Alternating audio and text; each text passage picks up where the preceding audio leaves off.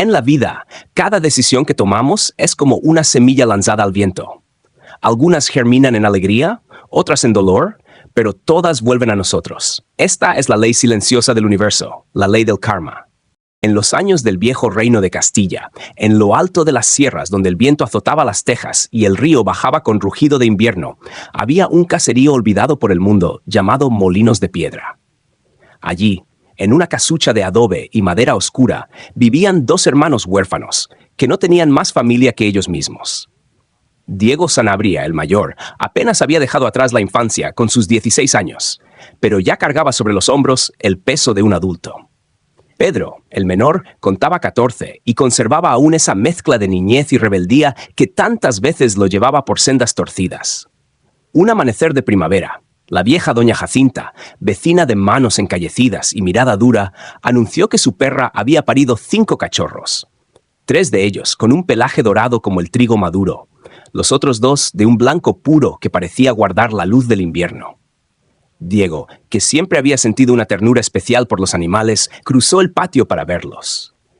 Entre el calor del establo y los pequeños movimientos de las crías, se fijó en uno de los cachorros blancos. Al acariciarlo, el animalito lamió sus dedos con una inocencia desarmante.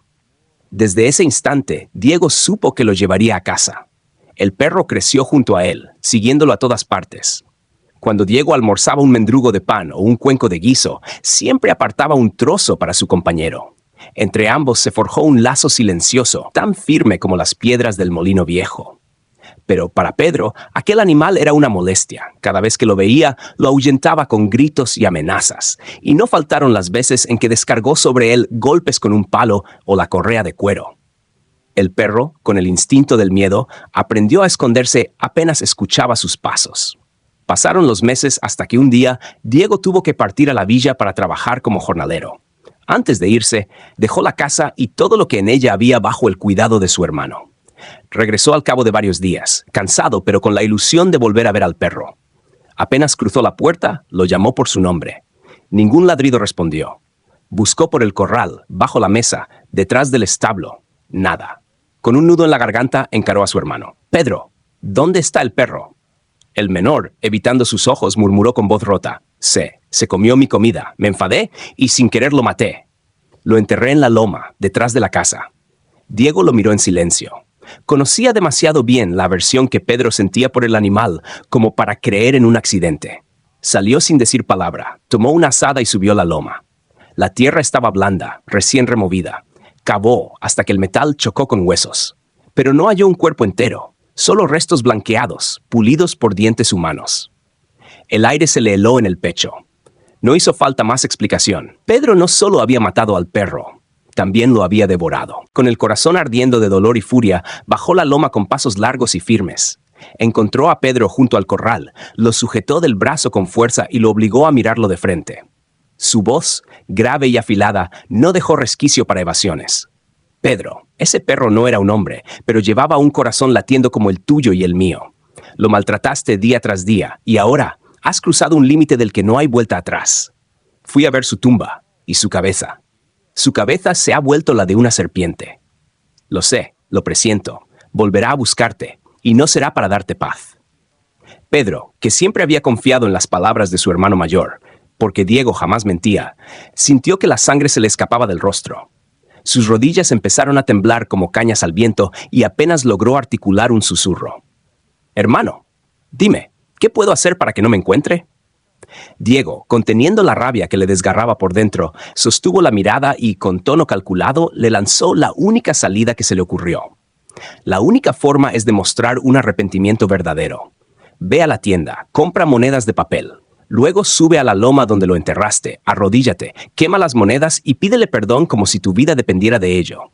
Si tu súplica nace del corazón, tal vez, solo tal vez, su espíritu te deje en paz.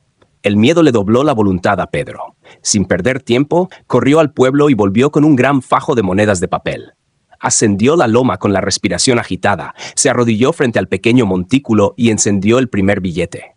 El humo empezó a subir en espirales mientras su voz, rota, se quebraba en súplicas. «Perro, mi perro, yo, Pedro Sanabria, fui quien te hizo daño. Fui un maldito, no debí matarte, y menos aún comerte. Perdóname, no vuelvas convertido en serpiente para vengarte. En ese instante, como si el mismo destino quisiera sellar sus palabras con un golpe cruel, un siseo cortó el aire. De entre los matorrales surgió una serpiente de escamas oscuras y ojos encendidos. En un destello se lanzó sobre él y le hundió los colmillos en la pierna.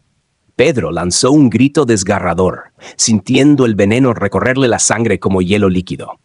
Cayó rodando por la pendiente, arañando la tierra con las manos, mientras su voz, quebrada por el terror, clamó: hermano, Diego, Diego.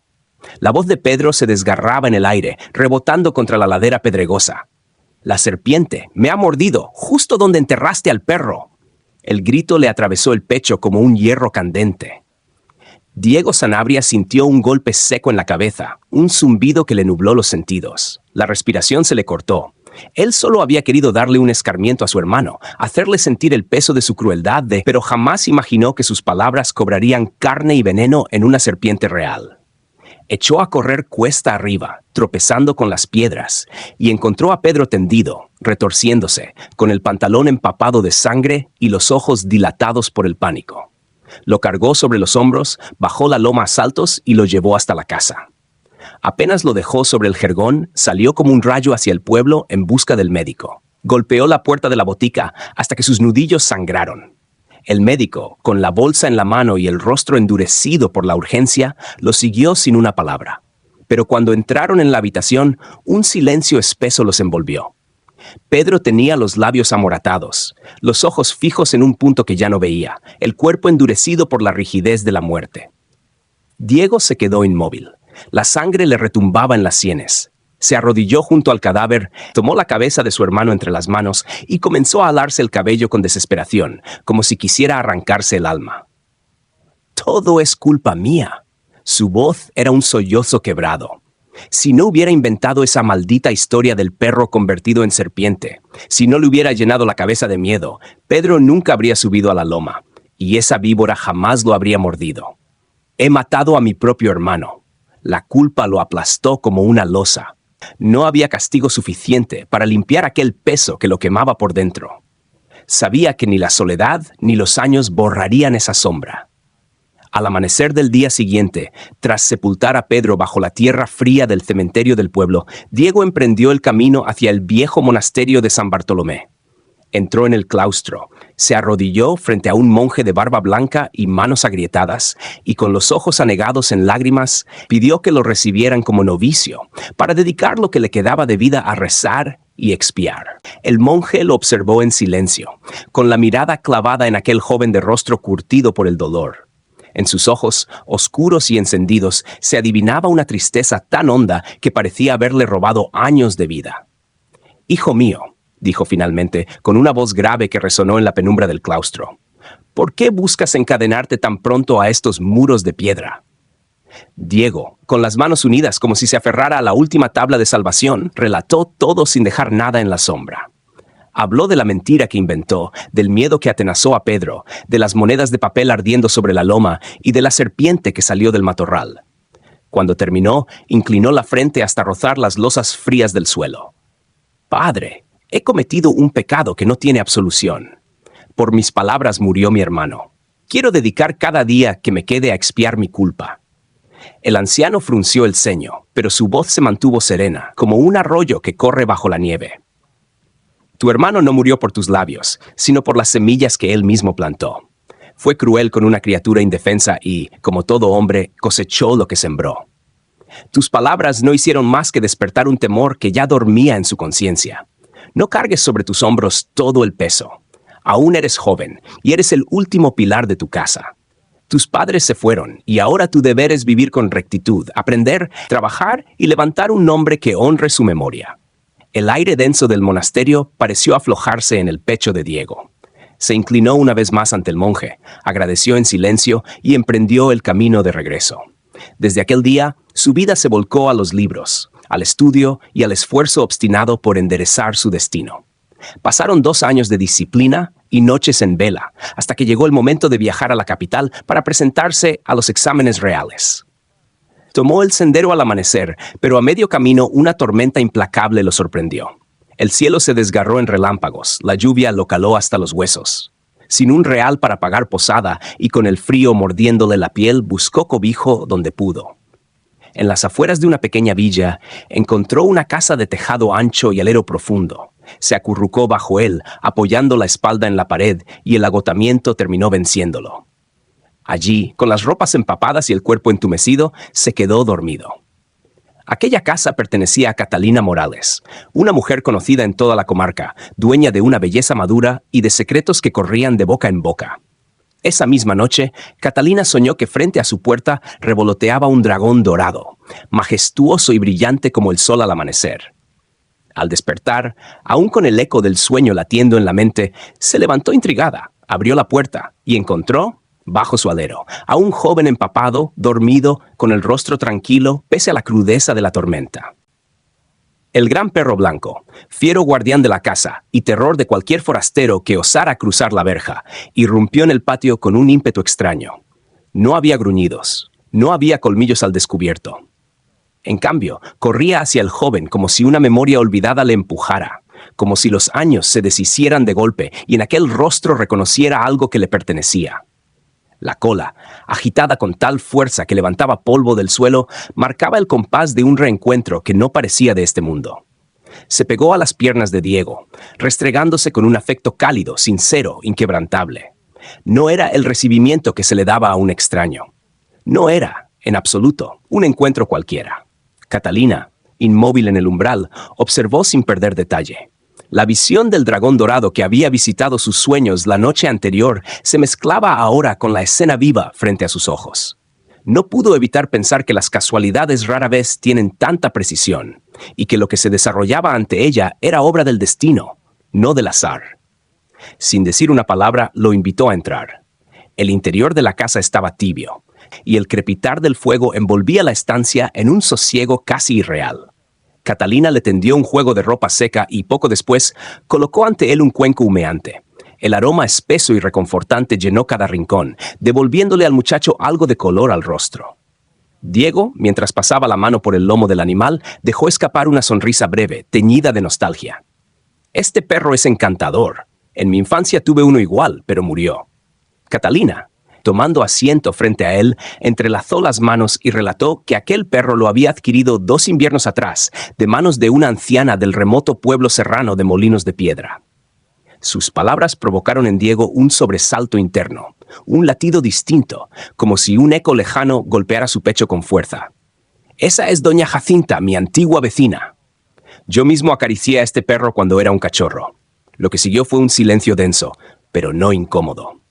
Era el tipo de silencio que surge cuando la coincidencia se disfraza de señal, cuando 2 historias separadas por el tiempo y la distancia se revelan como hilos de un mismo tejido. Ambos entendieron, sin decirlo, que algunos caminos, aunque se desvíen, siempre vuelven a cruzarse. Cuando Diego se levantó para marcharse, Catalina se apartó un instante. Fue hasta un pequeño cofre de madera y tras abrirlo con cuidado, extrajo una bolsa de tela cuya pesadez delataba su contenido. Se la colocó en la mano, cerrándole los dedos con firmeza. «Llévala para el camino. Esto probarás los exámenes y que irás lejos». Diego intentó devolvérsela, pero Catalina sostuvo su mirada con una serenidad que no admitía réplica. «No tuve la vida que soñé, pero tampoco me dejé arrastrar. Aquí aprendí a ver más allá de las apariencias. Y sé que tú lograrás grandes cosas». Él aceptó finalmente, conmovido hasta la raíz del alma, y prometió que, si el destino le daba éxito, regresaría para devolver aquel gesto, multiplicado. Y así fue. No solo aprobó los exigentes exámenes y obtuvo un cargo como funcionario real, sino que, fiel a su promesa, hizo que su primera acción fuera un acto de gratitud. Envió a sus hombres más leales a liberar a Catalina, pagando de su propio bolsillo cada moneda del rescate. La noticia, al llegar al pueblo, fue recibida con asombro y alegría. Pocos podían creer que aquel joven estudiante hubiera cumplido su palabra con tanta generosidad. El reencuentro fue profundamente emotivo. Catalina, que ya no esperaba milagros, vio ante sí a un hombre cambiado en apariencia, con porte y ropas de la corte, pero con la misma sinceridad en la mirada que el muchacho que llamó a su puerta un día de tormenta. El respeto mutuo pronto se convirtió en una complicidad más profunda, y con el tiempo, en amor. Finalmente decidieron casarse. Años después nació su hijo, Diego de la Fuente, que heredó la inteligencia de su padre y la fortaleza de carácter de su madre. Desde joven mostró inclinación por el estudio y la justicia, y acabó ganándose un puesto de honor en la corte, consolidando el legado familiar. Los ancianos del pueblo aún cuentan esta historia en las frías noches de invierno. Algunos juran que sucedió tal cual, desde el perro blanco que reconoció a su amigo de la infancia hasta la promesa cumplida. Otros creen que es solo una leyenda, pero como toda buena historia sigue viva en la memoria de quienes la escuchan. Lección de vida. La ley del karma. En la vida, cada acción que realizamos es como una semilla que arrojamos a la tierra. Si sembramos respeto, honestidad y generosidad, tarde o temprano recogeremos frutos de paz y prosperidad. Pero si sembramos engaño, abuso o indiferencia hacia el sufrimiento ajeno, lo que brotará será dolor, soledad y pérdida. El karma no es un castigo divino ni una recompensa mágica, es simplemente la consecuencia natural de nuestros actos. Hoy sufrimos o disfrutamos por lo que hicimos ayer, y lo que hagamos hoy construirá nuestro mañana. Por eso, antes de actuar pensemos, ¿esta decisión creará bien o daño? ¿Estoy dejando un rastro de luz o de oscuridad? Recordemos, la vida devuelve lo que damos, con intereses.